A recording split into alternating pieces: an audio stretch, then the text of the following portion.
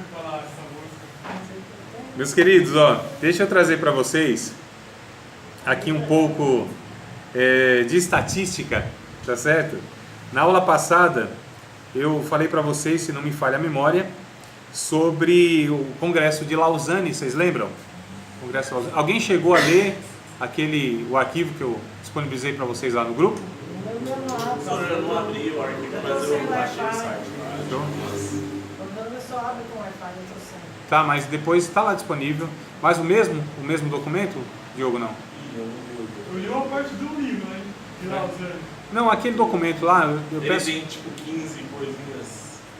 No site tinha tipo 15. Tem mais. princípios. Acho que tem mais. Lá é o documento, me parece que completo mesmo, o documento de Lausanne.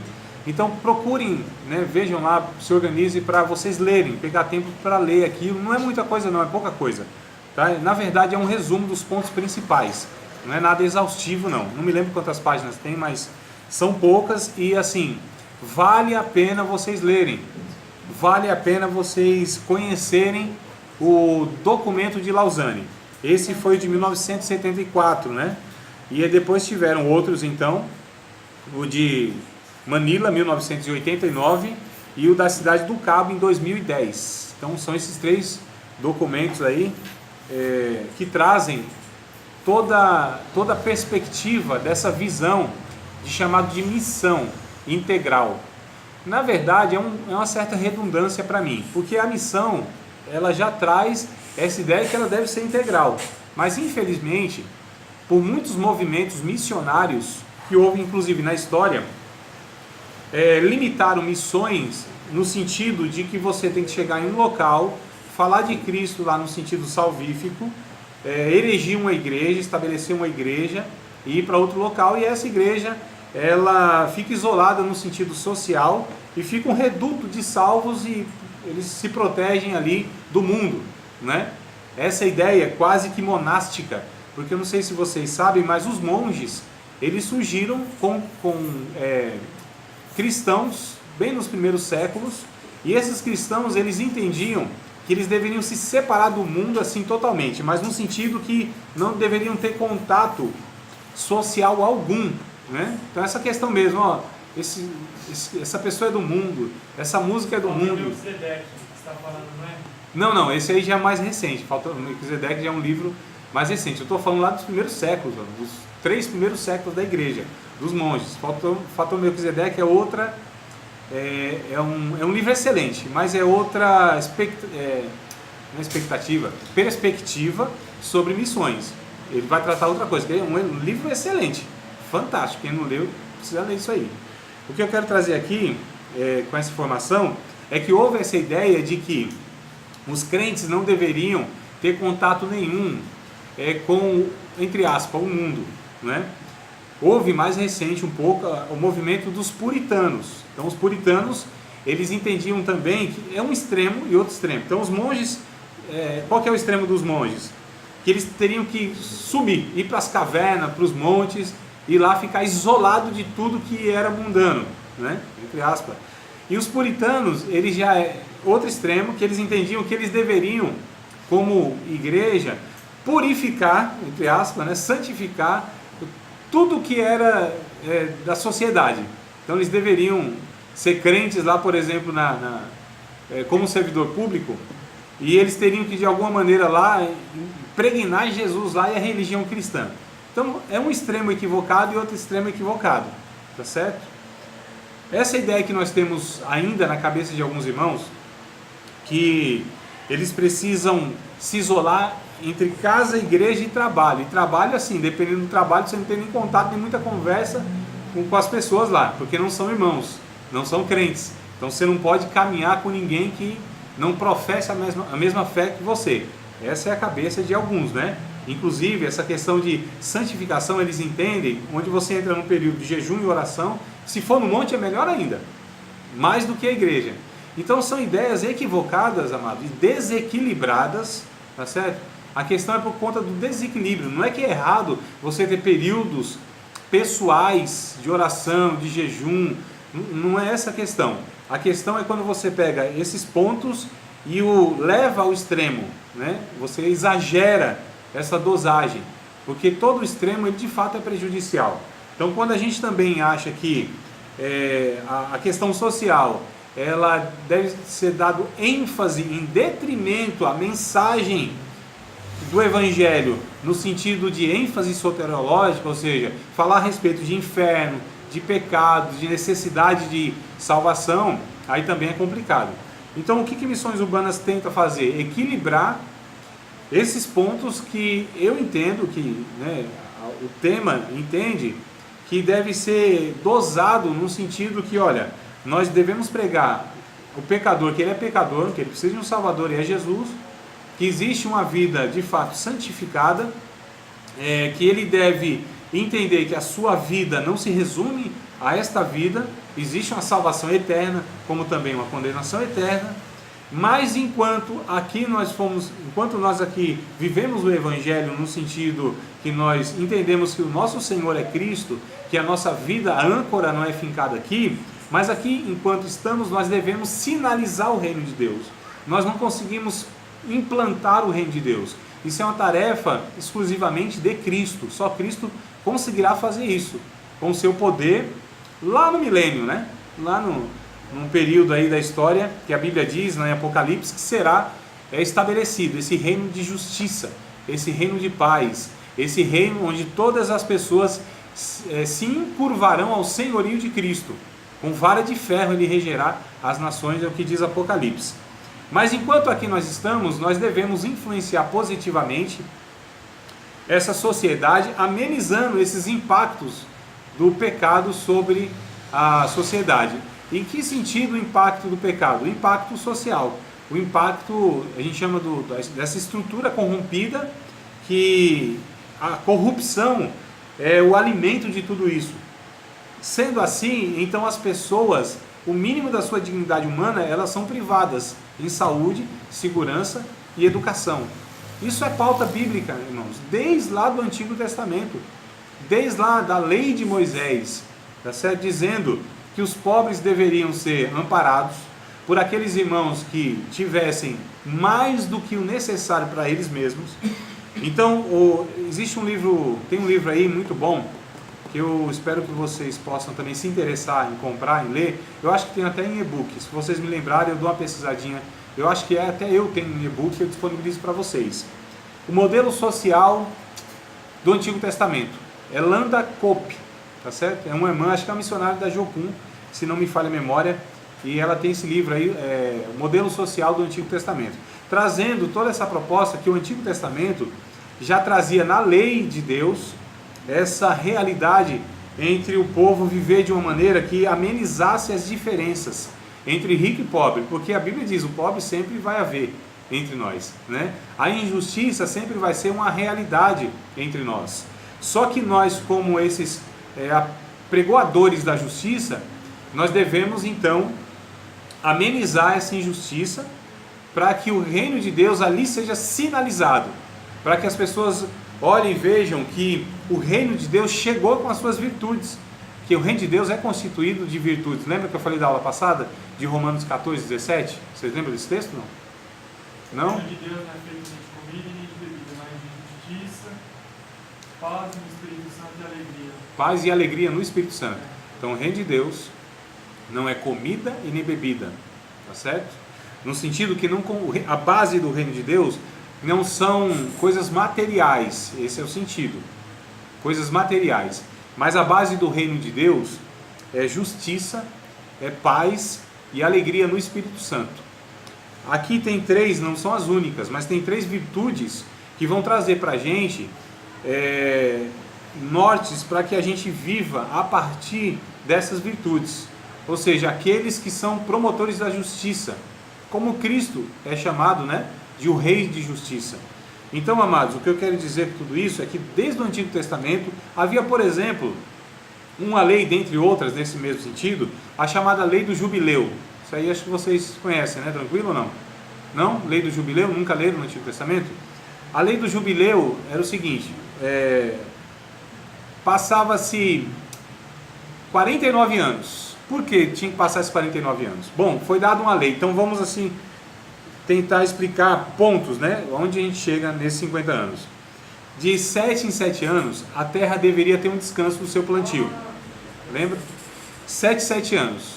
Então 6 anos plantava, o sétimo ano tinha uma colheita que Deus mandava, essa colheita que duraria 2 anos. Olha só a coisa interessante. Porque a terra precisaria descansar. Isso é um princípio, o mesmo princípio do sábado. A manutenção da vida, a manutenção da criação. Então, como o homem, porque tudo nessa vida ela é sujeito, ela é perecível, é sujeito à morte. Então Deus, ele é aquele que estabeleceu leis para que fosse mantida a vida, houvesse manutenção da vida. Então o homem não poderia trabalhar 7 dias, tá certo? Teria que descansar 1. Então isso é princípio de manutenção da vida humana. Mas Deus estabeleceu outro princípio da preservação da criação, que a terra ela deveria ser utilizada 6 anos, seu plantio, e no 7º ano, para uma renovação dessa terra, ela deveria então ficar em descanso. Quando a Bíblia diz que os judeus, eles foram mandados para o cativeiro, a Bíblia vai dizer em Crônicas, deixa eu ver se eu acho aqui com vocês, lá no finalzinho do livro de 2 Crônicas, irmãos, vamos acompanhar? Que é o rei Josias, não é? Que ele acha um livro, um mandamento, aí ele fala assim, que grande será a ira de Deus sobre nós, porque nós rasgamos os mandamentos, profanamos o templo, aí depois vem o exilado de Nabucodonosor. Isso, mas vamos ver o motivo aqui, o motivo principal para Deus levar esse povo lá para a Babilônia. Olha só, capítulo de número 36, verso de número 21, aqui é o rei Zedequias, né, que está reinando. É 2 Crônicas. 2 Crônicas, capítulo 36, versículo de número 21. É muito interessante porque aqui é o versículo chave, né? Capítulo 36 de Crônicas, 2 Crônicas, verso 21. Olha só. Qual é o capítulo? Capítulo 36 do 2º livro dos Crônicas, tá? Não é o primeiro, é o 2º. Veja aí se está no 2º. 2 Crônicas, capítulo 36, verso 21. Vou ler desde o 20 para a gente entender um pouquinho melhor o texto aqui. E os que escaparam da espada levou para a Babilônia, e fizeram servos dele e de seus filhos, até o tempo do reino da Pérsia, para que se cumprisse a palavra do Senhor pela boca de Jeremias, até que a terra agradasse dos seus sábados. Olha só, todos os dias da desolação repousou, até que os 70 anos se cumpriram. Olha só, aqui a palavra sábados não quer dizer o sábado semanal. Havia o ano sabático. Inclusive os adventistas do 7º dia, eles vão questionar, olha, existe mais de um sábado, né, na Bíblia, no sentido que a Bíblia não tem um mandamento para o sábado semanal apenas, não, tem outros sábados.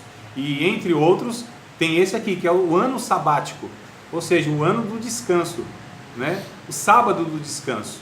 Então o que aconteceu aqui? Passaram-se 490 anos sem essa lei de Deus ser observada. 490 anos. Se para cada 7 anos haveria um ano de descanso, então 490 anos sem descanso, então deveria a terra ficar descansada 70 anos, que foi o período que esse povo passou na Babilônia, e a terra lá, né, de Jerusalém, de Israel, ficou em descanso, porque isso deveria ser cumprido, Deus cobrou, tá certo? A observância da sua lei, que não foi respeitada. Vamos ver essa lei lá em Levítico, capítulo 2?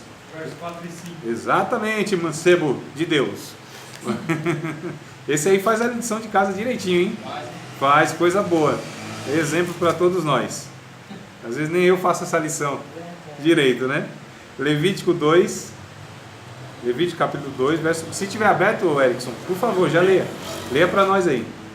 Se um de vocês trouxer uma oferta de cereal assada no forno, seja da melhor farinha, bolos feitos sem fermento, assados com óleo, ou pães finos sem fermento e untados com óleo. Se a sua oferta de cereal for preparada numa assadeira, seja da melhor farinha, assada com óleo e sem fermento. Levítico 2, Capítulo 2, verso 4 e 5. É isso mesmo? É isso mesmo. Tá. Então vamos ligar esse texto aqui, que parece que não tem nada a ver, vamos ligar com 26 e 34. 26 e 34, de Levítico também, né? 26. 26 e 34 de Levítico. Talvez você tinha falado desse versículo também, você lembra aquela dúvida Uhum. que eu tive? Esse Aí eu mesmo. anotei, você falou aí. Isso, 4, isso. Vamos ligar ele com outro, né? Havia aqui as ofertas. De Arão. Isso, vamos ligar o 34 que vai fazer sentido. Ele sozinho talvez não faça muito sentido. Olha só, então a terra folgará nos seus sábados, todos os dias da sua assolação. E vós estareis na terra dos vossos inimigos, então a terra descansará e folgará nos seus sábados. Então havia, amados, essa colheita, havia a oferta de manjares, a terra dava, né, para o povo essa condição de ofertarem a Deus, mas por outro lado havia uma lei que estabelecida por Deus, que essa terra deveria ter o descanso de 7 em 7 anos, tá certo? Que era o sábado, o ano sabático. Por motivo desse povo, por 490 anos, não observarem esse mandamento de Deus, então Deus os leva para o cativeiro babilônico. Então eles ficam... É uma profecia. Não, não é uma profecia. Hã? Não é uma profecia, é uma lei estabelecida, mano. É uma lei estabelecida. Quando uma lei, ela não é... Não, mas está falando que todos os dias da sua assolação. Isso. Ô Jefferson, quando acontece alguma coisa, por exemplo, Deus fala assim, olha, se você fizer isso, vai acontecer isso. Não é uma profecia. Isso é um anúncio de uma consequência natural por se desrespeitar uma observância de Deus. Tá certo? Então, há um elemento futuro nisso? Claro que há, porque é uma consequência.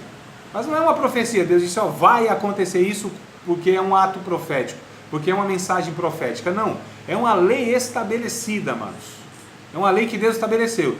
Deus disse, olha, se vocês viverem pela espada, o que vai acontecer? E cumpriu, né? Porque vós estareis na terra dos vossos inimigos. Sim. Então a terra descansará e folgará dos seus sábados. Isso. Mas o que era isso? Está aqui, né? Se eles fizessem, eles seriam abençoados. Exato. Eles são os obedientes. Mas o que é isso, amados? Mais do que essa questão de profético, é lei, porque a gente lida muito com a questão, dessa questão mesmo do sobrenatural, do profético e tal. Não. Deus, lembra que eu falei, acho que foi na aula passada? Não, desculpa, irmãos, foi em outra matéria. Estou confundindo as bolas aqui. Foi quarta passada, mas outra matéria. Que eu disse que, mas cabe aqui a observação, que Deus ele opera muito mais pelas suas leis naturais e por aquilo que é ordinário do que por aquilo que é extraordinário e, entre aspas, espiritual. Tá certo? Então a gente precisa observar isso. Deus colocou leis aqui, estabeleceu leis.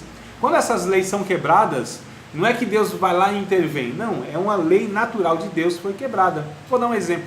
Deus estabeleceu uma lei aqui que a gente entende como lei da física. Não é? Que lei é essa? Se você pular de uma certa altura, vamos colocar aqui, dessa janela, e pular daqui, cair lá embaixo, provavelmente você vai morrer ou vai quebrar um monte de coisa. Você quebrou uma lei que Deus estabeleceu, que é a lei da física. Não é?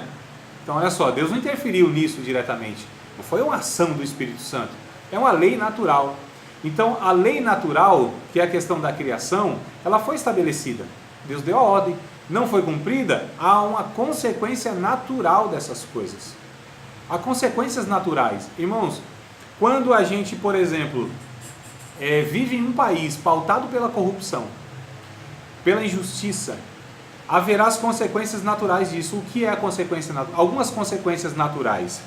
O índice de violência vai crescer demais, não é? Nós vamos ter uma dificuldade enorme na questão da educação, da saúde. Nós vamos ter uma discrepância, uma diferença muito grande entre ricos e pobres. Nós vamos ter um ambiente ruim para viver. São consequências porque nós quebramos a lei de Deus para a sociedade, não para o indivíduo especificamente. Então há leis que o indivíduo ele sofre quando quebra. Mas quando a gente quebra uma lei social, toda uma sociedade sofre.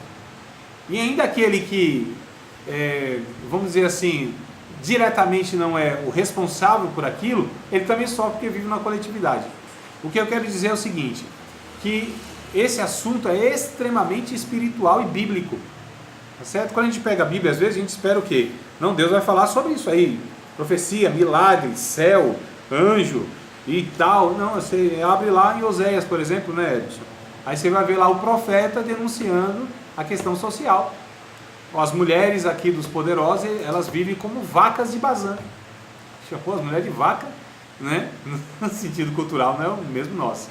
Mulheres que estão ostentando aí a riqueza em detrimento do pobre, que se vende por um par de sapatos. Não é isso que diz lá Oséias? É Oséias, né? Amós, desculpa, me corrija aí. Amós. Então vai falar isso. Olha só que coisa interessante. Então você pega a Bíblia e vai mostrar. Tiago, por exemplo, que é o que nós falamos, que já está no Novo Testamento, vai falar sobre isso. Ó. Não se lida com o pobre diferente do rico, senão você vai cometer um pecado chamado de acepção de pessoas. Você não pode dizer que tem uma fé e essa sua fé não se traduz num cuidado ao próximo. Então isso aqui também é altamente espiritual.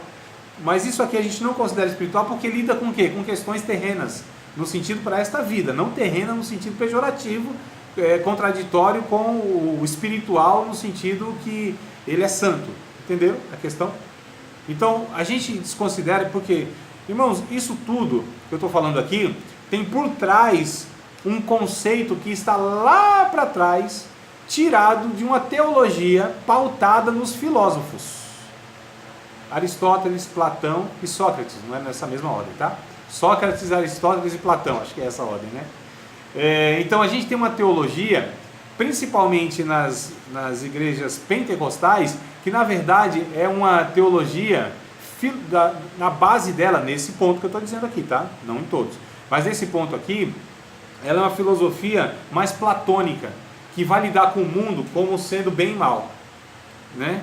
Como sendo a chamada dicotomia, onde tem coisas espirituais e coisas não espirituais. A Bíblia não entende assim.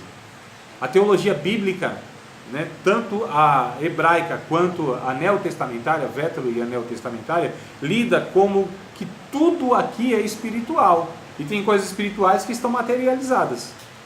Porque se tudo parte de um ser espiritual que é Deus, quando a gente lê a definição de fé, os 3 primeiros versículos do livro de Hebreus, capítulo 11, lá a gente tem então narrado assim: ora, a fé é o firme fundamento das coisas que se esperam, a prova das coisas que não se vê. Pela fé os antigos alcançaram o testemunho.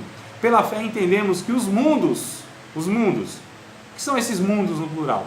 Mundo vegetal, animal, mineral e mundo invisível.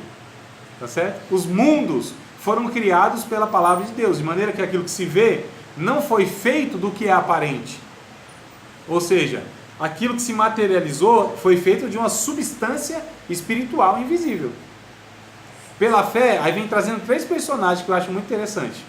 O primeiro é o Abel, o segundo é o Enoque e o terceiro é o Noé, se não me falha a memória. Pela fé, Abel ofereceu maior sacrifício do que Caim e tal, e tal, e tal, e tal. Pela fé, o Enoque alcançou o testemunho do que agradar a Deus, né? De maneira que Deus agradou dele e o trasladou para si. E pela fé, o mesmo Noé, sendo avisado daquilo que ainda não tinha acontecido, ou seja, a chuva, construiu a arca pela qual foi salvo ele, mas sua família. Então, a fé aqui opera de forma diferente. É a mesma fé. A fé operou na vida de Abel e ele morreu. A fé operou na vida de Enoque e ele não morreu. A fé operou na vida de Noé e todos em sua volta morreram. O que a fé faz? O que a fé garante, melhor dizendo? Nada. Absolutamente nada. E a gente não entende o que é fé bíblica. Porque a fé bíblica para nós é aquilo que traz o sobrenatural de Deus, não é? E soluciona algo natural individualmente. Nada mais antibíblico do que esse pensamento, que é o que está na cabeça do povo. E que tem coisas que na verdade são materiais, e essas coisas materiais, essa é a ideia da filosofia grega, que o João, na sua primeira carta, ele vem combatendo, irmãos. Olha que coisa interessante. Quando ele diz assim, que aqueles que saíram de nós, mas não eram de nós, eles são na verdade os falsos profetas, os anticristo, porque todo aquele que não confessa que Jesus vem em carne, esse é o anticristo. Mas por que eles confessavam que Jesus não vem em carne? Porque eles participavam de um movimento chamado de gnosticismo. E o que acreditava o gnosticismo? que na carne não poderia haver bem nenhum. Não é essa ideia que a gente tem? Tudo que é da carne não presta, tudo que mata a sua carne. Se for no sentido bíblico do velho homem, ótimo. Mas me parece que não é isso que está na mente das pessoas que declaram isso, né? Ou seja, todo o prazer que a carne sente, isso deve ser mortificado. Como assim, amados? A gente não faz isso com a comida, a gente não faz isso com o sexo, a gente não faz isso com outras áreas da nossa vida, onde os nossos 5 sentidos, eles absorvem como prazer, né? Então não é legítimo essa fala. Então vamos trazer aqui eu quero trazer o conceito para a gente entender o porquê que a gente caiu nessa conversa de que a gente não deve interferir em nada aqui, porque o nosso negócio é o céu, e a terra aqui já está de mal a pior, né? Vai descambar, é assim mesmo, Jesus está voltando, né? Olha só, então o que está na cabeça de alguns aí. De fato isso é verdade em certo sentido, né? Mas a questão então esses gnosticismos tinham uma mente que era da filosofia grega, que era o que é bom, o que é pleno, o que é assim perfeito, está no mundo espiritual. Tudo que vem para o mundo material vem como algo ruim. Então jamais Jesus, sendo filho de Deus e santo, poderia incorporar, ter um corpo material, porque o corpo do ser humano é ruim, a carne para nada presta, né? A alma, quando a pessoa morria, a alma se libertava do corpo e voltava para o mundo das ideias de onde ela veio. É por isso que, inclusive, João, no seu evangelho, vem trazendo essa palavra, que no princípio era o verbo, a ideia, não é? E o verbo estava com Deus, e o verbo era Deus, e Deus estava acima de tudo isso, inclusive. Só que na mitologia grega isso foi distorcido, e na filosofia grega isso foi distorcido. E isso vem para muita teologia que nós temos hoje, irmãos, que não é bíblica, é uma base, na verdade, filosófica grega. A gente tem que tomar muito cuidado com isso aí, tá certo? E aí vai fazendo isso, com que pessoas entendam que um material é algo a ser desprezado, que a obra é algo a ser desprezado. Por quê? Na verdade nós combatemos a salvação que não é pelas obras, não é? E a gente usa Paulo, inclusive, olha, a salvação, você pode fazer as obras de caridade que for, não vai adiantar nada. Mas Paulo não estava combatendo a questão de você ser um cristão, senão ele estaria contradizendo o próprio Tiago, e a Bíblia não se contradiz. É que eu falei na semana passada, e aí eu já acho que foi aqui mesmo, que Paulo ele tinha um público que ele estava combatendo, que era o legalismo, né? Ou seja, aquele que vive pelas regras, pela obediência, e por isso eles poderiam ser salvos. E Tiago estava combatendo outro grupo, que era o antinomianismo, ou seja, viva de qualquer forma, de qualquer jeito, você não precisa fazer nada, você não precisa demonstrar nada. Se o seu coração é puro, se você tem Jesus no seu coração, se você crê em Deus, isso é suficiente. Então eles estão combatendo um público diferente. Tiago então está dizendo, opa, não, a tua fé que não faz você socorrer o pobre, o órfão, a viúva, o necessitado, essa fé ela não é bíblica. Essa é uma crença semelhante à crença de demônios, que não altera a realidade nem na sua própria vida e nem na vida de ninguém em sua volta. Isso não é fé bíblica, irmãos. A fé bíblica é quando a gente de fato ama o próximo. E como se ama o próximo? Porque tem outra ideia errada, que amor a gente entende como sendo baseado em sentimento, não é? É matéria de vontade, a Bíblia diz. A Bíblia apresenta, melhor dizendo. O que é matéria de vontade? É uma decisão que eu tomo a partir de um comportamento que eu tenho. É demonstrado minha fé. Meu amor, melhor dizendo, né? Meu amor é demonstrado. E aí o grau de fé que nós temos diante de Deus é quando a gente manifesta o amor diante do próximo. Aí o próprio João, na sua terceira epístola, se não me falha a memória, vai dizer, você ama a Deus mesmo? Tem certeza, irmão, que você ama a Deus? Então mostra isso no tratamento com o próximo. Porque se você tem bens neste mundo, vê o teu próximo necessitado, cerrar o teu coração, como estará em você o amor de Deus? Amados, não amemos só de palavras, só de língua, mas em obra e em verdade, né? 1 João capítulo 3, verso 16, 17 e 18. Então olha que coisa também prática. Então o que é amor biblicamente? É quando Jesus contou isso na parábola do bom samaritano, irmão. Quem que era que amava o próximo? Foi o religioso? Foi o judeu? Foi o crente? O samaritano. Quem era o samaritano? Não, mas como ele amou? Como ele amou? Jesus, Demonstrou misericórdia, no cuidado, compaixão. no cuidado Exatamente. pelas necessidades que ele tinha naquela ocasião, porque ele se deparou com a pessoa naquela necessidade. Ele foi lá e socorreu, ponto final. Parou, socorreu, fez o que podia para suprir as necessidades. Ponto final. E pronto. Não levou para a sua igreja, Não. não é? Deixou numa outra estalagem Exatamente. que não era sua, né? Não disse, não, agora ele me deve. Ainda recomendou os cuidados, depois voltaria se Isso. necessário pagar. O que Jesus está me ensinando lá? Ó? Amor, ele tem que ser materializado. E quem é de fato meu discípulo, ele ama. E quem ama precisa demonstrar isso com atitudes, com atos, com obras, com feitos, com realizações, usando tudo o que ele tem e o que ele é para servir o outro. Isso aqui é o resumo do Evangelho, irmãos. Então o que é o resumo do Evangelho? É quando eu me sacrifico pelo outro. É quando eu não olho mais apenas para mim mesmo.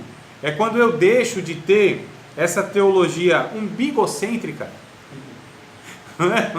olha apenas para o meu ventre, para essa proposta egoísta que nós temos hoje de religião, né, irmão? Que a gente primeiro olha para quem? Para mim, eu, depois para mim esposa, depois para mim filhos, depois para mim parentes, depois para mim aqueles que pertencem à mesma confissão religiosa denominacional que a minha. Então depois de tudo isso, a gente talvez, quem sabe, e não sobe, e não chega lá, e não vai, Aí olha pro e não vai chegar nunca. Sabe por quê, irmãos? Porque a demanda, ela nunca acaba nossa. Nós somos seres existencialmente sanguessuga de Deus e de bênção. E a gente acha sempre que a gente precisa e está precisando. E que nós somos os mais injustiçados e os mais carentes de todo mundo. Não é? E a gente é possível que a gente fale, nossa, eu estou passando uma luta tão grande, uma privação, não consigo mais pagar minha internet, não consigo trocar de carro, não consigo adquirir um eletrodoméstico, isso, aquilo, ou aquilo outro, não consigo fazer isso e aquilo, quer dizer, melhorar de vida, eu não consigo ascender socialmente. Então a gente tem essa tendência de olhar para nós mesmos. E aí quando a gente se depara com a realidade de muitos em nossa volta, a gente vê que ele não tem nem o mínimo necessário para a dignidade humana. É o que nós falamos que está escrito em 2 Coríntios capítulo 8, não foi? Que Paulo disse, vocês lembram não, desse texto? Não? Vamos recordar lá? Recordar é viver, como disse o outro boêmio. Recordar é viver. Não precisa recordar. 8, verso quê? Não sei não, mas não. Nós vamos achar junto, aqui ao vivo. É assim, Edson, é ao vivo. Capítulo 8, verso número 14 e 15. 14 e 15. Segundo aos Coríntios, capítulo 8, verso 14 e 15. Irmãos, eu sugeri que vocês lessem e estudassem esses dois capítulos, seriam muito interessantes, viu? Vocês estudarem esses dois capítulos aqui, que Paulo fala do quê? Dinheiro. Dinheiro, altamente espiritual um assunto, né? Altamente bíblico e sensível também, muito sensível. Eu acho que um dos nervos mais sensíveis que nós temos no nosso corpo espiritual é aquele nervo que liga o coração ao bolso. Verso qual? 14 e 15, amado. Tu não prestou atenção no que eu disse, né? Liga o coração. Isso. Dinheiro, amados, é altamente espiritual. Dinheiro não tem nada de material, de carnal. Porque para o espiritual tudo é espiritual. Para o espiritual tudo é espiritual. Nós precisamos rever nossa cosmovisão cristã. Ou seja, o entendimento de mundo que nós temos, amados. Tá certo? Eu até vou de alguma maneira tentar introduzir nessa grade curricular essa matéria. É porque a gente trata isso mais no bacharel, né? Um negócio um pouco mais elaborado e tal. Mas sobre cosmovisão cristã. Qual é a visão que nós temos que ter de mundo, nós cristãos? Como a Bíblia entende o mundo? Será de fato como nós entendemos? Né? Tudo é espiritual. Tudo é espiritual. Tudo é espiritual. Ela tem um princípio, ela tem uma origem espiritual. Porque se ela é material, de onde saiu essa matéria? Cosmovisão cristã? É. É isso? De onde saiu? Tá, de onde saiu os átomos? Ah, sim. Tu é criacionista ou tu é evolucionista? Evolucionista? É zoeira, Ah, tá. criacionista. Se é criacionista, você entende que Deus criou todas as coisas, inclusive o átomo e a matéria. Então veio de Deus. que é o Hebreus capítulo 11, irmão. Aquilo que se vê não foi feito do que é aparente. Não tem como nada não existir de Deus. Sim. A partir de Deus. Isso. Então tudo é espiritual. Eu vou fazer uma pergunta, precisa responder só para pensar. Não vale nota, inclusive. Se errar, não tem problema. Nós somos um ser espiritual passando por uma experiência humana, ou nós somos um ser humano passando por uma experiência espiritual? Só para pensar, pense, não precisa. Repete. Nós somos um ser espiritual passando por uma experiência humana, ou nós somos um ser humano passando por uma experiência espiritual? É só para pensar. Aquele que quer responder as coisas rápidas não se aprofunda no pensamento. Tá certo, irmão? Então, esquece. Não é para responder atrás, esquece para responder agora. Não responda. Não queira. Pense com mais calma, biblicamente, pega alguns textos bíblicos. E por que os judeus não consideravam os porcos? Hã? E por que os judeus não consideravam os porcos animais impuros? Considerava os porcos animais impuros? É, Porque eles consideravam ou não consideravam? consideravam. Consideravam. Sim. E se é tudo espiritual? Não, aí vai entrar numa questão de lei cerimonial. Olha só que coisa interessante, irmãos. Quando a gente lê Levítico, a gente lê numa perspectiva de que se Deus estava proibindo, por exemplo, a carne de porco, ou outro animal lá que tinha suas características, unha fendida, se escava para trás, remói, não sei o que, então a gente tem, não, isso aqui deve ser alguma coisa do capiroto, alguma coisa ruim, né? Amados, as leis que estão em Levíticos, elas têm muito mais cunho de ordem, de preservação da saúde do que questões espirituais. Por que Deus proibiu? A carne de porco, ela é altamente infecciosa. Imagina um povo, 2 milhões mais ou menos, no deserto. Esse povo sendo contaminado pela alimentação. Não tinha SUS, e o SUS é ruim, mas nem isso tinha lá. Eles iam ser exterminados, irmão.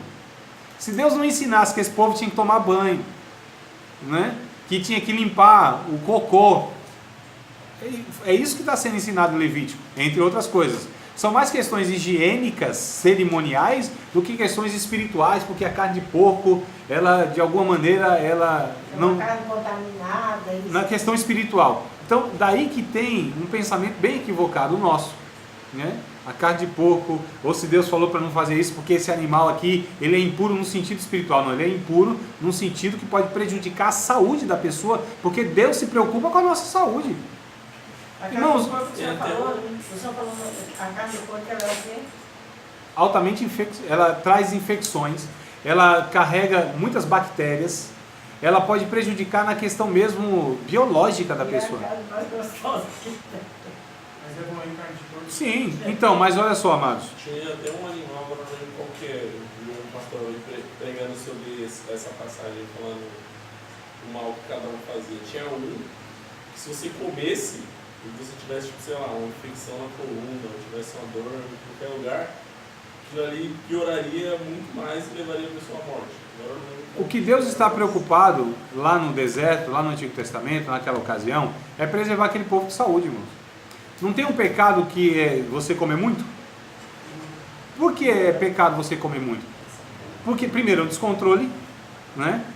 Segundo, vai fazer mal. Então, esse corpo aqui, ele é interesse de Deus. Esse corpo aqui. Isso aqui não é algo a ser desprezado. Não, isso aqui é um corpo a ser restaurado, redimido. Esse corpo aqui, ele vai ser absorvido pela vida plena. Em 1 Coríntios está escrito isso. Aquilo que é corruptível vai ser absorvido pela incorruptibilidade. Isso que é mortal vai se revestir da imortalidade. Tá certo, amado? Então é interesse de Deus a minha carne, meu corpo. Porque eu sou um homem, eu sou um ser humano integral, inteiro. Deus não está preocupado apenas com a minha alma, com o meu espírito. Mesmo porque nós entendemos, acredito que nós já chegamos a esse entendimento, que o ser humano só é ser humano quando ele é completo, não é? E no céu nós seremos quem? Gente completa, que teremos inclusive um corpo físico, claro que não, mas teremos um corpo. Cuidar do nosso corpo é prestar conta, né? Hã? Sim. Não cuidar do nosso corpo é prestar conta. Por que a Bíblia diz que aquele que se prostitui, por exemplo, se prostitui e peca contra o seu próprio corpo e faz desse corpo uma meretriz? Porque esse corpo é a habitação do Espírito Santo. Se não, amados, um cachorro a gente pega e joga em qualquer lugar, não é? E deixa lá na valeta lá para o urubu comer, ou então ele vai se desfazendo naturalmente, mas com o corpo de nenhum ser humano a gente faz isso. A gente entende que o corpo do ser humano tem um valor muito grande. É crime quando você pega Qualquer produto no mercado, se ele não tiver o rótulo de trás, o da frente não tem problema. É a marca e até especificando o que ele é. Mas se atrás não tem aquelas informações, data de validade, isso é constituído com um crime. Crime, porque está violando ou pode violar a integridade da pessoa. Olha só, é muito grave. Tá certo? Então a gente entende que, biblicamente falando aqui, né? A gente entende que o ser humano, ele é alvo da preocupação de Deus na sua saúde física, biológica, né, portanto, psicológica, alma e espiritual.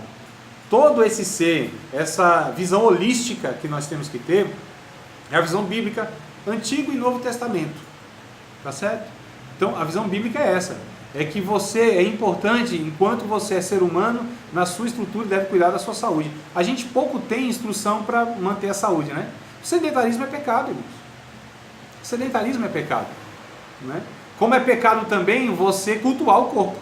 Pecado, por quê? São dois extremos. Tudo que você pegar onde leva para extremos, vai ser pecado, fato. Sedentarismo e ociosidade Hã? tem o mesmo significado, sedentarismo e ociosidade. Porque o sedentarismo vai falar a respeito de não atividade física, né? Ociosidade pode ser outras coisas mais. Mas sedentarismo é não atividade física, isso é pecado. Você está prejudicando o seu corpo. Essa barriga crescendo. Né? Lógico que está. Claro que está. A chance de você ter infarto e essas doenças cardíacas são maiores, você sabe, né? É a circunferência da barriga. O que acontece? Má alimentação, dormir mal, isso é pecado. Você está prejudicando o corpo. Não é um pecado que a gente vai falar, ó, isso aqui é soteriológico, isso aqui vai te mandar para o inferno. Não, mas é pecado no sentido que você está transgredindo alguma lei de Deus. Lei da preservação da vida. Você está transgredindo. Por que eu estou falando de tudo isso, trazendo tudo isso? Para que a gente entenda que a preocupação da Bíblia é quando a gente se preocupa com as esferas humanas, no sentido, irmão, do cuidado do ser humano. Então a educação é pauta bíblica? Claro que é pauta bíblica. A saúde é pauta bíblica? Claro que é pauta bíblica. A segurança também é, claro que é. Então tudo isso a Bíblia trata. Quando a gente pega Romanos capítulo 13, Paulo vai falar sobre autoridades, Paulo vai falar sobre governantes, Timóteo, que é carta pastoral inclusive, vai falar sobre a questão dos governantes, autoridades. Quando você pega Jesus lidando com questões, vamos colocar assim, do Estado, não havia o Estado de Direito naquela época, né? Mas o Estado, ele vai na questão do tributo, lembra? Tributo dá ou não dá? O que Jesus ensinou ali? Isso não, a César o que é de César, a Deus o que é de Deus. Ou seja, Jesus está mostrando que lá há duas cidadanias, a celeste e a terrestre. E as duas devem ser igualmente exercidas, com equilíbrio, né? Tem um livro muito interessante de Agostinho de Hipona, se não me engano o título, oh meu Deus, agora fugiu da mente o título, depois eu procuro, se vocês me cobrarem eu procuro, tá? Mas é um sentido que ele vai falar que a cidade celestial e a cidade terrena, no sentido que essa dupla cidadania que nós exercemos, esse equilíbrio, né, que a gente deve ter. A questão, amados, de missões urbanas, a gente precisa ter a perspectiva de que, de fato, nós somos aqui peregrinos, a nossa vida não se resume aqui, não se constitui aqui, mas aqui, enquanto estamos, nós devemos manifestar o reino de Deus. Lembra daquela frase que eu falei para vocês lá em evangelismo? Sobre a missão da igreja? Foi sobre discipulado, foi evangelismo, alguma coisa assim, mas entra também nessa aqui, a ideia. Que qual é a missão da igreja? A igreja tem uma missão, que na verdade não é da igreja, mas é uma missão de Deus, e que Deus nos convocou para cooperar com Ele na mesma missão, que no latim, né, os teólogos vão chamar de missio Dei, a missão de Deus. Então Deus está em missão. Qual é a missão de Deus? Resgatar essa criação, e a criatura também, os dois juntos, tá certo? Criação e criatura. Irmão, isso está na escatologia, Deus vai fazer isso. Qual que é a missão da igreja então? Ou qual é a missão de Deus e que Deus também convocou a igreja para fazer junto com Ele? A missão da igreja então é manifestar com a maior densidade possível aqui e agora o reino de Deus se manifestará ali além. Entenderam a frase?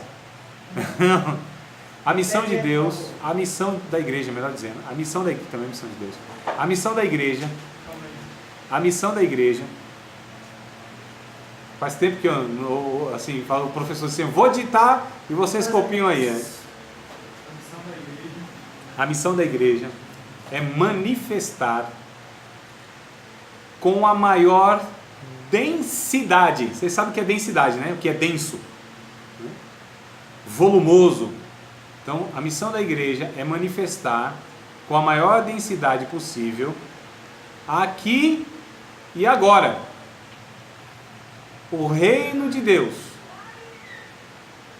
que se consumará ali e além. Então, a missão da igreja é manifestar com a maior densidade possível, aqui e agora, o reino de Deus, que se consumará ali e além. Nós chamamos isso de o agora já e o ainda não. É para quando escrever isso aí também. Aí, Nós chamamos isso? na escatologia, né? De o agora já, Agora o reino de Deus. manifestar com a maior densidade possível, aqui e agora, o reino de Deus, que se manifestará. Desculpa, não é se manifestará não. Que se consumará ali e além. Tá? Ali e além. Isso. Hoje aqui e além. Não, aí não. Ali e além. Não, vou repetir novamente, amados. Porque isso é importante entender e as palavras estarem corretamente aí, escritas e entendidas. Então, a missão da igreja, a tarefa da igreja, tá certo? A tarefa da igreja é manifestar. O que é manifestar? Tornar visível, não é? Manifestar é tornar visível, é sinalizar. Então, é manifestar o reino, com a maior densidade possível. Então, olha só, sinalizar com o maior volume possível, aqui e agora. Aqui nesta vida, e é para já esse negócio. É agora. O reino de Deus, que se consumará, e vai ter a sua consumação, ali e além, algo para o futuro e para a eternidade, vai ser consumado aquilo que já está iniciado. É por isso que nós chamamos de o agora já, mas o ainda não.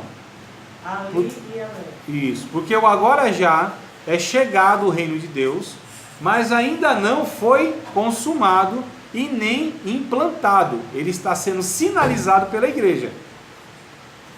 1 a João capítulo 3. Não, mas aí o senhor deu continuidade para a frase. Nós chamamos isso de agora. Agora já Já e ainda não. e ainda não. Isso. O reino de Deus agora já veio, mas ainda não foi consumado. É o agora já começou o final dos tempos, inclusive, a escatologia iniciada. Né? Escatologia iniciada vem com Jesus, com o Messias, que é o cumprimento lá das 70 semanas de Daniel. Que Daniel tem um aspecto escatológico, né? Futuro, escatológico, profético no sentido que é para o final dos tempos. Mas começou com Jesus. Então onde começa a escatologia? Com Jesus, a vinda do Cristo. O reino de Deus já vem aí também com ele. E ele vem pregando. Jesus só tem um tema na sua mensagem, único, não há outro, não existe outro. O tema de Jesus é o reino de Deus. Está próximo. Não existe outro, irmãos. Tá certo? O reino de Deus é o único tema na boca de Jesus. É que ele traz desdobramentos desse reino, aspectos desse reino, né? Virtudes desse reino. Mas o reino de Jesus já começou, é por isso que nós não oramos, Pai nosso que estás no céu, santificado seja o teu nome, venha a nós o teu reino. Nós não oramos assim porque Jesus não ensinou assim, não está escrito assim. Ele disse o que? Venha o teu reino. Mas que reino é esse? Esse reino futuro. Esse reino consumado. Esse reino implantado. Porque o reino de Deus a nós já veio. Ele é uma realidade. Lucas 17, verso 20 e 21, lembra? Ninguém diga o reino de Deus vem ali, ou está ali, ou acolá. Porque o reino de Deus, ele não vem com a aparência exterior. Mas o reino de Deus está dentro de vocês. Está dentro de vocês e deve estar entre vocês. É por isso que a tradução, É Lucas 17? capítulo 17, verso 20 e 21. É por isso que no grego lá, dá a margem para as duas traduções, né? Está dentro de vós, está entre vós, né? En humon, dentro de vós, mas deve estar entre vós também. Porque se o reino de Deus chegou a mim, está dentro de mim, e se o que é o reino de Deus dentro de mim? São agora essas virtudes do reino de Deus dentro da minha vida, que regerão minha vida pelo Espírito Santo, que me levará a ser parecido com Cristo. Né? Isso é entendimento de evangelho. Nos falta entendimento básico do evangelho. Então, com esse entendimento que o Espírito Santo me levará a viver como Jesus, então é só a gente ver a vida de Jesus. A vida de Jesus era em prol do próximo. A vida de Jesus era em sacrifício do outro. A Bíblia diz em Atos dos Apóstolos, capítulo de número 10, eu acho que é verso 38, deixa eu confirmar aqui. Atos 10, deixa eu ver se é isso, né? 10, 28 é 38. 38, exatamente. Como Deus ungiu Jesus de Nazaré. Irmãos, para que é unção, pelo amor de Deus? A Bíblia diz aqui, para que serve a unção? Porque é tanta gente ungida aí, né? Para quê? Não é para viver como Cristo. Então não é unção. Tá certo? Como dizia um pastor aí, eles não foram ungidos, foram lambuzados com óleo. Foi lambuzado, né? Então, lambuzado com óleo. Porque ungido com óleo precisa viver igual Jesus viveu, né? Então, como Deus ungiu Jesus de Nazaré, cadê meu Deus? Jesus de Nazaré, com o Espírito Santo e com virtude. A unção do Espírito Santo, a capacitação de Deus foi outorgando a pessoa do Espírito Santo de uma maneira plena na vida desse ser humano Jesus. Olha só, é por isso que Jesus, ele foi o santo de Deus, é por isso que Jesus, ele tinha nele todas as características que a gente chama do fruto do Espírito. Ele amava, ele tinha paz, ele tinha gozo, ele tinha longanimidade, benignidade, bondade, fidelidade, mansidão e domínio próprio, né? Isso aqui a gente chama de termômetro da espiritualidade cristã, de características que distinguem o salvo. É isso. O resto é meio complicado a gente usar como parâmetro de espiritualidade, mas o fruto do Espírito é evidência de salvação na vida de uma pessoa. Só o Espírito Santo pode produzir isso de uma maneira plena. Jesus tinha isso, né? Jesus recebeu então a plenitude do Espírito Santo em sua vida.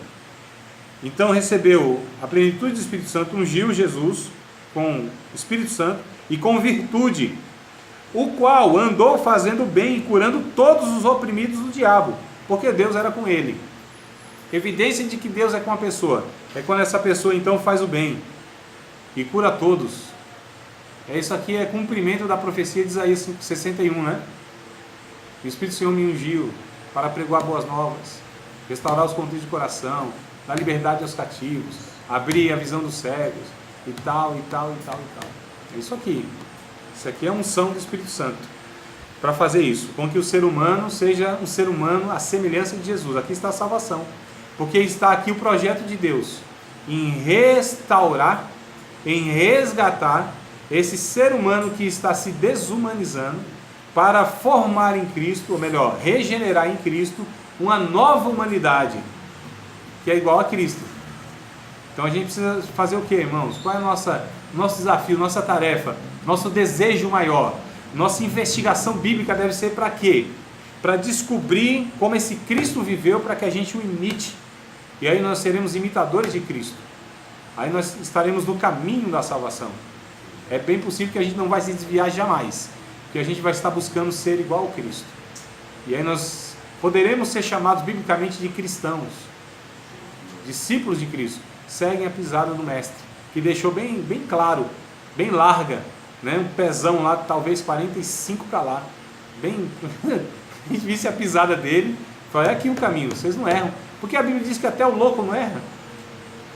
Olha, irmão, até o louco não erra o caminho, de tão claro que é, de tão acessível e compreensível que é, né? Então a gente percebe que Missões Urbanas vai tratar de como a gente, como discípulos de Cristo, nós vivemos deste mundo a ponto de sinalizarmos o reino de Deus, a ponto de nós trazermos a realidade do reino de Deus, que é esse reino que traz justiça, que traz paz e que traz alegria do Espírito Santo na vida dessas pessoas. Então a gente vai sinalizando, aqui é o reino.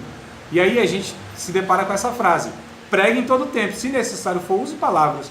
Porque o que é pregação efetiva, poderosa, inequívoca, que traz fatos e não tem argumentos que possa está desmontando aquilo que a gente prega?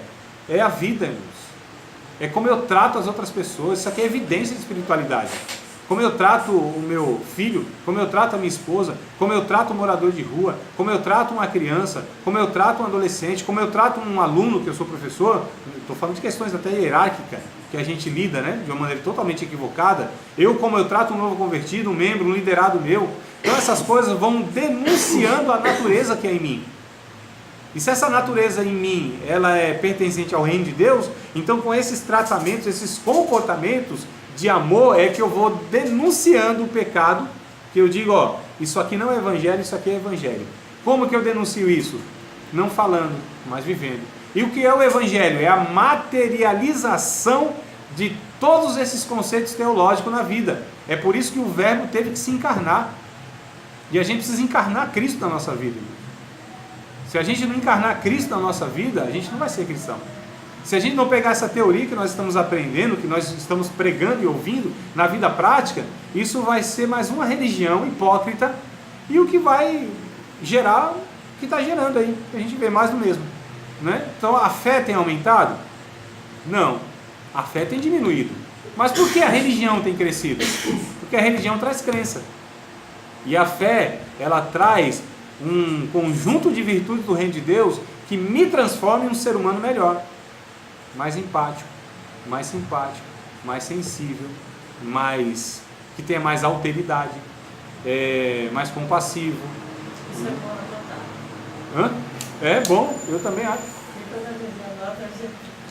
Sim, e pensar o significado dessas palavras, irmãos. O que é a alteridade? Já ouviu falar na palavra alteridade? O que é a alteridade? Então, anote, pesquise. Alteridade. Empatia. Simpatia. A simpatia, eu tive uma aula de PNL, acho que é. Programação Neurolinguística. É da hora que vocês foram de empatia. Você se importar com o próximo. Simpatia é você se colocar no lugar do próximo, não é? É empatia? Empatia. Você sentir a dor. Então, olha só, empatia, né? Seria pathos, de onde vem a paixão ou o sentimento. Então, você trazer para si, você se colocar no lugar do outro, isso é empatia. Mas eu não vou dar o significado dos outros, não. Vocês procurem mais a fundo, assim, um negócio mais profundo, simpatia, alteridade. O senhor falou antes, a fé o senhor falou um monte de coisa. Aí tem um vídeo. Né? Depois É isso que eu queria anotar. Quem lembra, irmão, que eu estava falando da fé? Ah, tá. Você lembra? Por que a fé tem diminuído? Jesus disse em Lucas, não foi? Capítulo 17, não me fala, não, 17 ou 18, alguma coisa assim. Ele disse que quando o filho viesse à terra, acharia porventura fé? Falou, mas como assim a fé vai diminuir se a religião tem aumentado? Porque a religião, ela traz nas suas bases crenças que são baseadas em regras, que não trata do âmago do homem, da natureza do homem. Vai muito valorizar comportamento. Não é o que a gente dá muito valor, irmão? Comportamento, né? Exterior, isso é um perigo enorme. Mas a fé, ela gera uma pessoa justa. A fé transforma a pessoa. A crença reforma uma pessoa, informa uma pessoa. Mas só o Evangelho, de fato, faz essa metamorfose, no sentido que transforma a natureza e, por sua vez, o entendimento. É a metanoia, é a transformação. Rogo-vos, pois, irmãos, pela compaixão de Deus, que apresenteis os vossos corpos santo, vivo, né? Agradável a Deus, que é o vosso culto racional. Não vos conformeis com este mundo, mas transformai-vos pela renovação do vosso entendimento. Então está falando aqui de natureza sendo mudada, transformada. Irmão, enquanto não muda-se a natureza das pessoas, não tem jeito. Comportamento a gente consegue, a religião consegue através da imposição, da punição, do medo, da culpa e da ameaça. Tá certo? Então aí a gente poderia falar de muitas situações que a gente percebe isso claramente nos cultos, nas falas e nas propostas de organização evangélica, né? Ou religiosa, melhor dizendo. Mas evangélica é a nossa, que a gente participa, então a gente vê isso muito claramente nessa, que é uma religião. Então a religião está crescendo, A crença está aumentando. Os crentes são aos montes aí, de baseada. Agora, o justo, o discípulo de Cristo, o regenerado, aí a gente percebe que está diminuindo. E muito, irmãos. Não é? E muito. A gente encontra um punhado de discípulos de Jesus em meio a milhões de crentes que têm crença, que são religiosos, mas necessariamente não são discípulos de Jesus e por sua vez não faz diferença na vida de ninguém, nem na dele, nem do entorno dele, né? Então a fé, biblicamente, ela vai ter que se materializar. Missões Urbanas então vai tratar que se nós falamos, irmãos, que amamos a Deus, se nós dizemos que somos discípulos de Cristo, se nós trazemos de fato a doutrina de Cristo, então nós precisamos evidenciar isso de alguma maneira, de alguma forma, da maneira mais simples, mas é cuidando do outro, é se preocupando com o outro. Isso começa na oração, quando eu me preocupo em orar pelos outros, não é? Quando eu me preocupo em interceder pela necessidade do outro. Mas como que eu vou orar, interceder ou agir na necessidade do outro se eu não conheço a necessidade do outro? Aí entra a questão aqui, que é o que eu quero trazer para vocês, que é a pesquisa. Irmãos, é altamente espiritual uma pessoa se dedicar a entender a realidade em sua volta. Mas para interceder por alguém não precisa saber a necessidade, né? Como não? Claro que precisa. A gente intercede por exemplo, a gente recebe um pedido de oração para alguém que a gente não conhece. Sim, você ora. Aí eu oro e apresento aquela pessoa na mão do Senhor. Isso, de uma forma religiosa, sem sentimento nenhum, você vai orar. Não, eu oro, Senhor, alcança essa pessoa. Há sentimento? Não sei quais são as necessidades. Mas há sentimento do coração, irmã? Quando a gente ora... O sentimento de ajudar. Não, quando a gente não conhece uma pessoa, nunca viu, não sabe da sua história, da sua realidade, da sua dor, quando a gente vai orar por essa pessoa, a gente cita o nome, há esse sentimento de empatia? Não. Não há? É estranho orar por uma pessoa. Claro que não há. Sabe por quê? Porque amor, ele é construído através das relações do dia a dia. Então, quando a gente ora com sentimento, a gente está orando como se deve orar biblicamente, que é o Espírito Santo que gera isso. Então, o sacerdote da antiga aliança não precisava ter sentimento, era religioso. Chegava a demanda, apresentava a Deus, é isso aqui, está tudo certo, está fazendo seu papel de intercessor.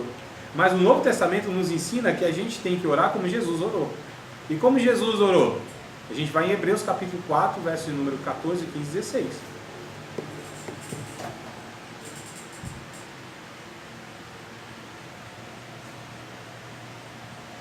Nós não temos um sumo sacerdote?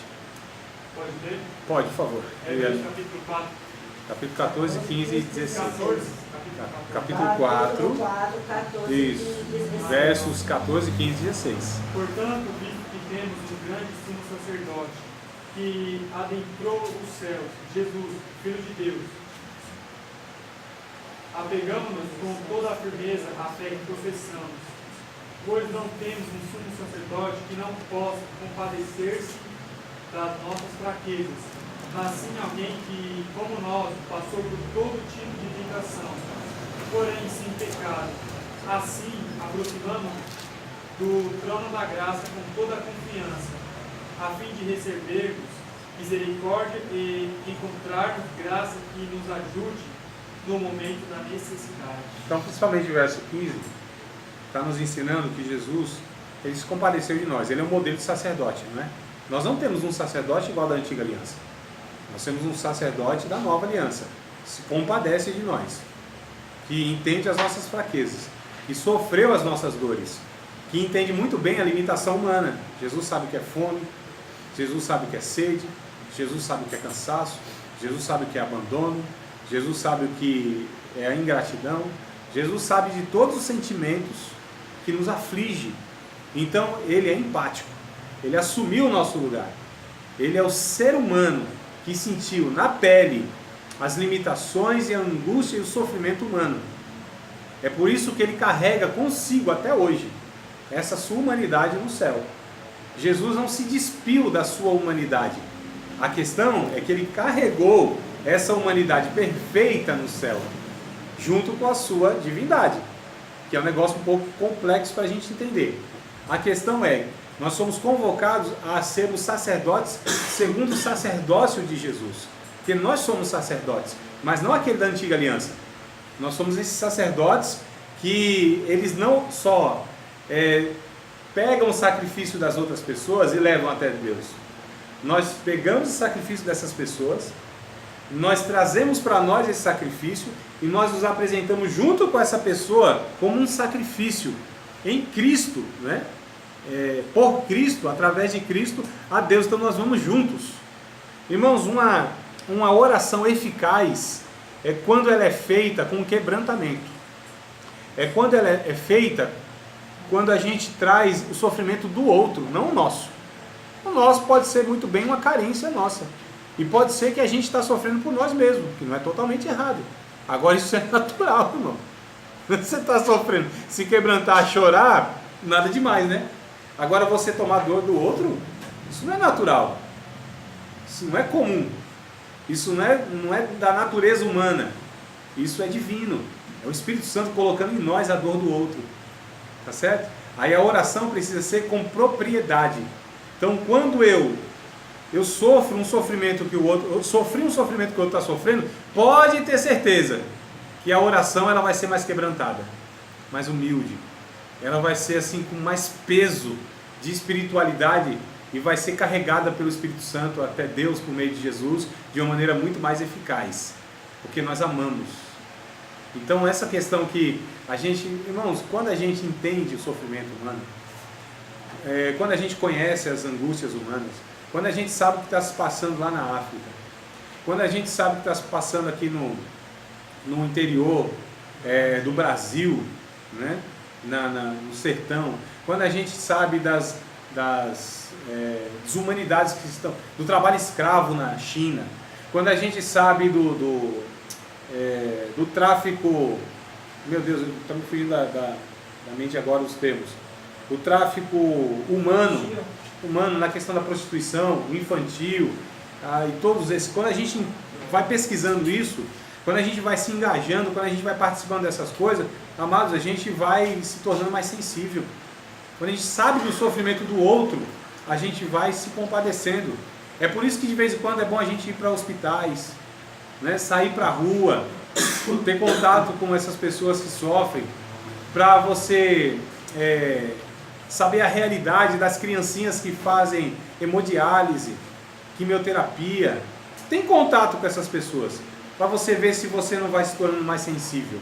E para você ver se você não vai esquecendo, inclusive dos seus problemas. E quando você dobra o joelho, o último que você lembra é você. E a oração que você faz é com lágrimas que saem da alma, irmãos.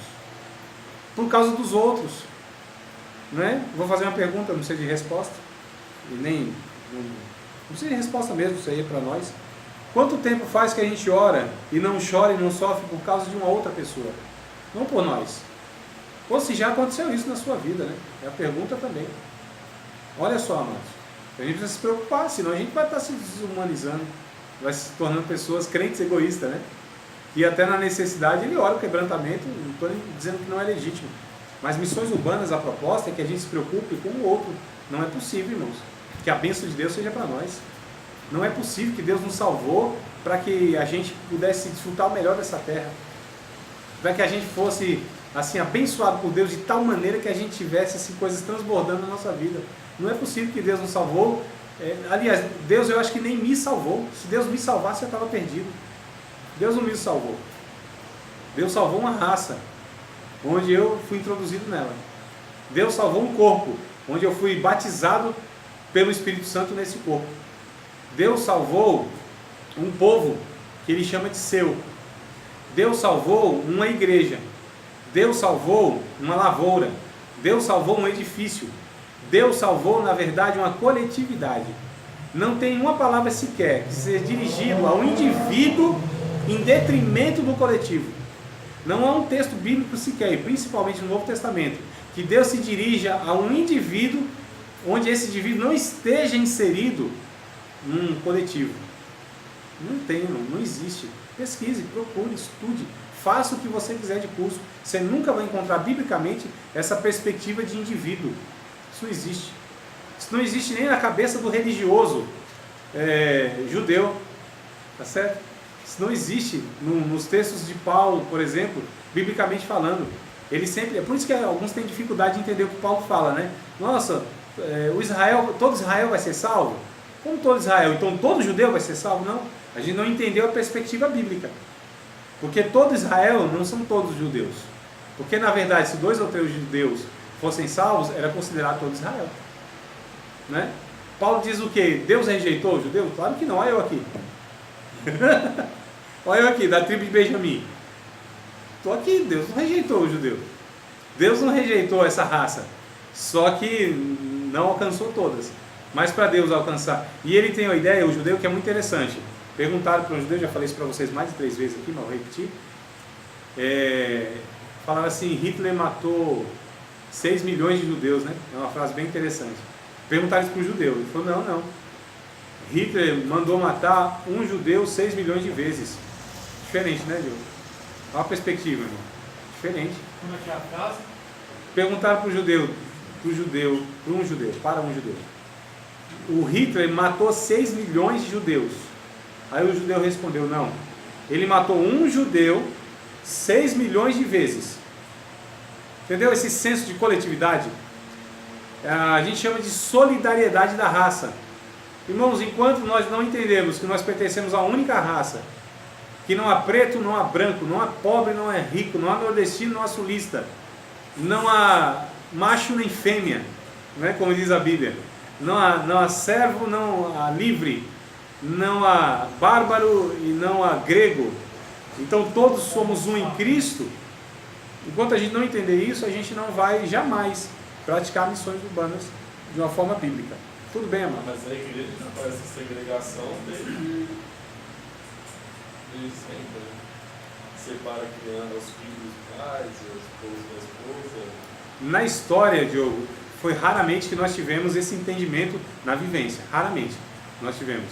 Mas a gente persegue aquilo que é bíblico, né? A gente já percebe como a igreja está distante, né? E vai se distanciando a cada vez mais.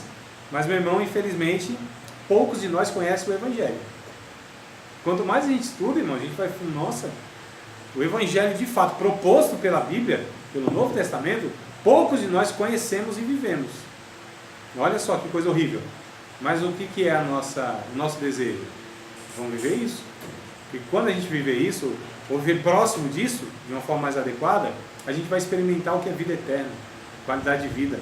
A vida abundante que Jesus disse que a gente viveria, se a gente cresce nele. Então nós não cremos de fato. Nós não cremos de fato. Porque se crêssemos de fato em Jesus, como a gente diz que crê, nós viveríamos de uma forma mais bíblica. Né? Não crê em Jesus não, irmão. É por isso que quando Jesus mostrou como deveria ser o comportamento para os discípulos a respeito do outro que ofenderia ele, eles falam, e agora? Quem pode se salvar com um negócio desse? Acrescenta-nos a fé, Senhor. Ele não tem fé. Perdoar desse jeito que você está falando, acrescenta-nos a fé. Os discípulos tiveram assim um flash de lucidez. Né? Nós não temos fé. Olha isso, pastor. Isso é lá nos Evangelhos. Depois eu procuro o texto mais especificamente. Por favor. Tá? Irmão, vocês acham que a gente é crente, né? Vocês acham que a gente já é assim, né?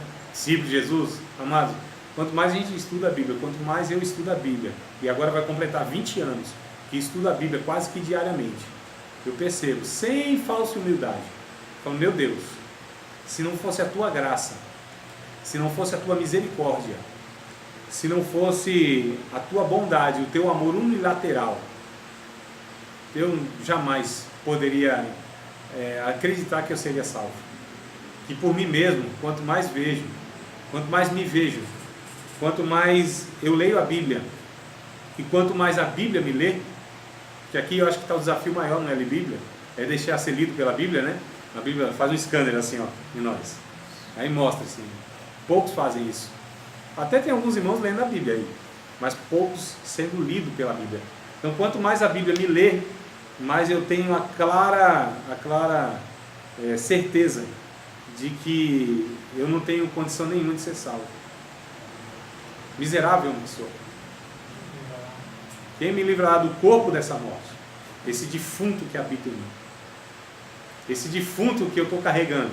Essa é a ideia de Paulo, né? O corpo dessa morte. Esse defunto que eu carrego, esse homem religioso que eu carrego. Quem me livrará dessa morte? Aí eu me consolo no desfecho do texto dele. Né? Que ele está falando no capítulo 7, Romanos, verso 24, melhor dizendo. E no 25 ele vai dizer: mas graças a Deus pelo nosso Senhor e Salvador Jesus Cristo. Portanto, agora, nenhuma condenação há para aqueles que estão em Cristo Jesus, que não andam segundo a carne, velho ano, mas segundo o Espírito. Aí não tem condenação. Mas quanto mais eu leio a Bíblia, mais eu tenho a certeza de que eu estou distante da vontade de Deus na minha vida. E quanto mais a gente tenta ser aquele discípulo de Jesus, mais a gente entende, quanto mais a gente se aproxima de Deus, mais a gente entende que a gente é falho, pecador, miserável, que a gente precisa mais muito ser alcançado pelo Evangelho de Jesus Cristo. Que parece que é ao contrário das pessoas que elas lêem Bíblia de uma maneira totalmente errada, né? E algumas até postam lá: estou no centro da vontade de Deus. Meu Pai amado, para a pessoa falar isso, quem foi que falou isso na Bíblia? Quem foi que falou isso na Bíblia? Satanás. Falou isso para o primeiro casal. No centro da vontade de Deus. Irmãos, não existe isso. Não pode existir. Tá certo? Porque ainda que eu desse o meu corpo em sacrifício da obra, como um mártir, da obra missionária, ainda que eu vendesse todos os meus bens e desse para os pobres, ainda que eu tivesse uma ciência tal, né, que expressaria inclusive a vontade de Deus através da elocução, ainda que eu tivesse uma fé miraculosa e extraordinária, que fizesse coisas assim prodigiosas, se eu não tivesse amor, isso é inútil. Aí eu pergunto: quem é que tem amor? Eu respondo também, porque a Bíblia responde: ninguém. Mas tem gente que acha que tem. Tem, os religiosos todos acham, todos os religiosos, sem exceção, acham que amam o suficiente, porque fizeram isso ou aquilo, porque obedeceram uma ou outra coisa, porque tem comportamento A ou B. Irmãos, o Evangelho... Se acha